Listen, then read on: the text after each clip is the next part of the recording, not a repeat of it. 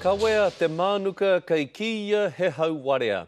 Koera te āki a tētahi ringa toi Māori I ai e tatari ana kia whakautu ake a Nike I tana whakapae nā rātou tāna tohu I tāhai. He mahi whānako, he mahi tika rānei. They need to play fair.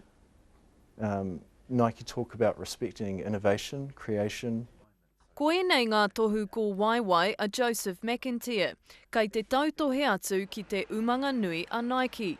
Nāna te rohi Māori I tā, hei whakātu ki tana hoa mahi ōmua no Ingarangi, I hiahia ki te tāmoko Māori. Quite upsetting really to think that a large company like Nike could take and use my design without giving a thought towards me or getting my permission.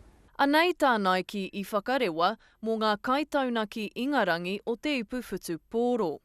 Anei tā Joseph I tā I te tau 2004 hei whakātu ki tana huamahi. E hara Nike I te kamupene tuatahi kua taka ki ngā ngutu o te Māori. Ko Sony, ko Lego hoki I whakamahi ngā āria o te ao Māori. Koina tētahi wahanga o te kaupapa Wairua Onorua. E ai ki tēnei mātanga tika, he rere anō tēnei kaupapa ki tō etahi atu.